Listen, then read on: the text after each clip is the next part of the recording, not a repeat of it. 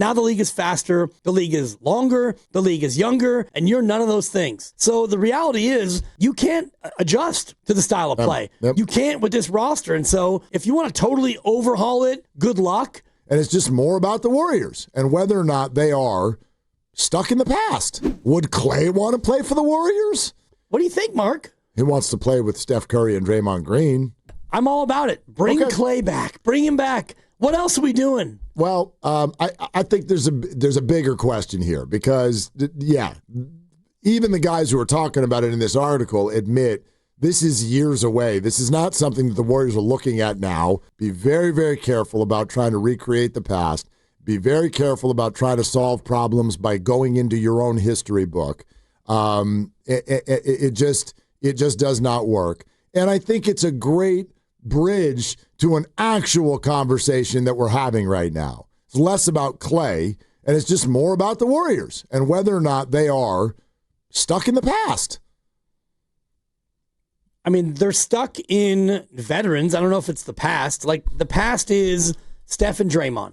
Beyond that, like, who on the roster is really the past? Jimmy is he's not part of the Warriors' past, but he's part of the NBA's past. Right, and so you brought Jimmy in because he's a guy who knows how to play, and he's an older player, and then you went out and you got Al Horford, and you kept GP2, who was 33. So, yeah, in terms of that, you're stuck not really in the past, but you're stuck with guys who are over 30, and the guys who are under 30 are mostly guys you either don't play, don't love, want to trade, or all the above. I mean, I just think it's understandable. To me, it's very understandable. And I believe very firmly that is what has happened with Steve Kerr and the Warriors. What, he's tired? Not tired per se, but when it comes to we've been doing something a certain way around here for a long time. There is a star that is the center of the universe, and he remains phenomenal. So as a young player, if you can come in and figure out how to work with him directly, then we'll let you play. And if you can't, I don't really have the energy for you. Is that a hole in his game? No question. It's a problem. But I get it. Steve Kerr and the Warriors are not incentivized to make Jonathan Kuminga a star. They are incentivized for the end of Steph Curry's career. And they're incentivized to win. And the fact that you won in 2022 with, mostly a veteran core, that's what I think has kind of reaffirmed to you that it can still work. And I think that the Spurs comp is a great one because they won the title, and Kawhi Leonard was the centerpiece of the playoffs. By the way, he was kind of an afterthought during the regular year, but that's neither here nor there. And they went on to have 3 or 4 more really good years, and then Duncan retired, Parker became a Hornet, and Ginobili retired, and then Kawhi Leonard decided that his neuropathy was so bad that he couldn't even be around the team, and then they stunk for 6 years, and that's how that ended. And if you look at this, the Warriors won in 22, and they've been relevant. They won a playoff series against Sacramento. They lost a play-in. They won a series against Houston as a 7th seed, and now here they sit with 2 years left to Steph. And so this year might be a playoff berth and a series win and then a series loss, whatever it is. I don't think it's trending toward you're going to get one for the thumb, but you think about it, how is this going to end? And the way it's going to end is Steph is going to retire. Hopefully he doesn't go anywhere else. Draymond Green will retire. Hopefully he doesn't go anywhere else. Jimmy Butler's going to have his contract after this year and next year and do whatever Jimmy wants to do. Kuminga will be traded. Pods will be living in the guest house at Steve Kerr's house or Joe Lacob's house or whatever. I'm going to have to get out of it first. Yeah, and you're going to be left with what the Spurs were left with, which is nada granada. So that's how this is going to end. So in the meantime, when you know how this is going to end, and I know that it could end with, oh boy, we got Giannis, and now we get to reboot it. It could. Highly unlikely. No, but that's the way it usually ends, though, is all your stars and your favorites, they get old, they retire, they go elsewhere if they want, and then you look around and you go, oh my God, we got Jack Schmidt, right. And by the way, the good news there is you have a uber aggressive, impatient owner who like, I actually think when I read this, I'm like, oh, okay. That's what the email was about. This is what the email is about. coaches' preferences on players, style of play, league trends. Listen to everything that was in the email. The email to me tells me that Joe Lacob sees Steve Kerr and, quite frankly, the whole staff and Steph Curry and Draymond Green and Jimmy Butler as basketball savants who've been doing something a certain way for so long, and they continue to do it for some of the obvious reasons we've just laid out, but also it doesn't work anymore. Or at least it's not working right now. And he's not okay with that because Joe actually seems to think that Steph Curry is an employee, and this is going to be great after Steph too. And a lot of us wonder about that, but that's what Joe thinks. That's what I think the email's about. Yeah, the email is the reality of the way this goes. And, league trends and style of play and all the rest of it. Yes, the style of play has changed, and the Warriors have gotten older. So the style of play has gotten younger and faster, and the Warriors have gotten older and slower. So that is incontrovertible.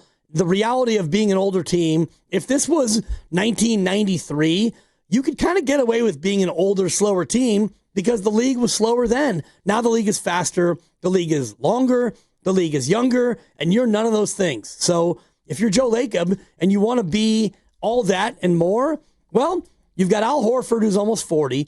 You've got the chef, who's going to be 38. You've got Draymond, who has ice on almost his entire body every time he comes off the floor. So the reality is you can't adjust to the style of play. You can't with this roster. And so if you want to totally overhaul it, good luck. You can't in real time. So that's why, for me, bring back Klay. Like, let Klay run around and be your eighth man and trade Buddy. Let Klay shoot 31% from three. For those of you who are impatient with regard to winning at the highest of levels, I think that your frustration is coming from the fact that there actually is no answer.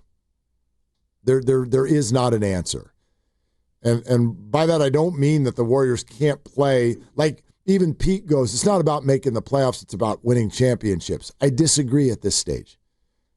Even Steph Curry has said it's about meaningful basketball. Right. I think playoff series, that series against Houston, that was meaningful basketball. The games against the Wolves, especially the one that he was in, meaningful basketball, but not championship basketball. I don't know what would have happened next if Steph Curry hadn't gotten hurt. I still didn't think they were going to win the whole thing, but it was meaningful basketball, and that remains the goal this year as well. So to me, it's not just about championships, but it feels like that I hear a lot of Warrior fans say two things. One, Steph has got to finish his career here. He's still playing at a high level.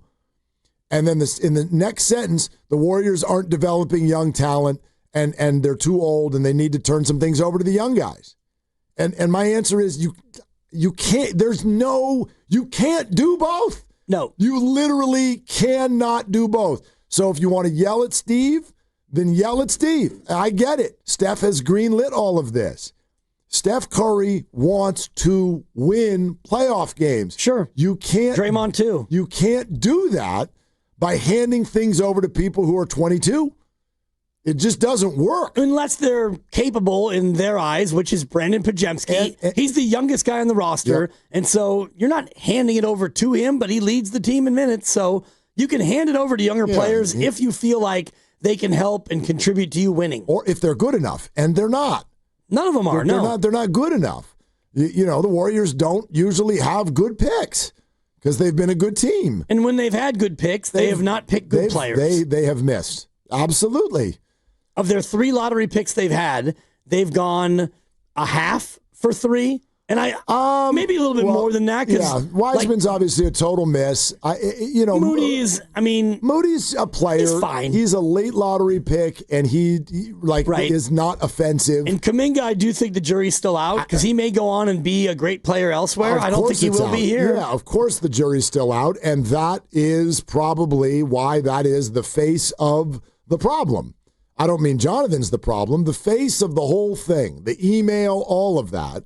The central figure the eye of the storm is the relationship between Jonathan and Steve. And nobody wants to hear this, but I get both of their points. I really do. Steve is like, we've been playing a certain way around here for a really long time, and that's how we play. This is how we play with Steph. The Warriors are almost dependent on the young players that come into the system just being in full agreement that they will give up portions of their game in order to just do it Steph's way. That's clipping their wings. Yeah, I heard that. And it's a great point. It's a great point. And not everybody is going to agree to that. And Jonathan has not agreed to that. And he's not wrong for that. But at the same time, what exactly do you want the Warriors to do? Steph, thanks for your opinion. Jonathan wants to fly. So we got to let him cook. We got to let him go, man. We got to follow this Kuminga guy. And Steph's like, those of you who don't want Steph to be in Charlotte, that's how you send Steph to Charlotte. Yeah. That's how you tick him off. This is a hell of a puzzle, man. And it's also how you tick him off if you decide to run the coach out because you don't think that he is that guy. And Steph loves the coach. So everything goes through 30. All roads lead not to Kuminga, but to Steph Curry. Yeah. As it should be. Yes, yeah. As it should. That's how an NBA organization works.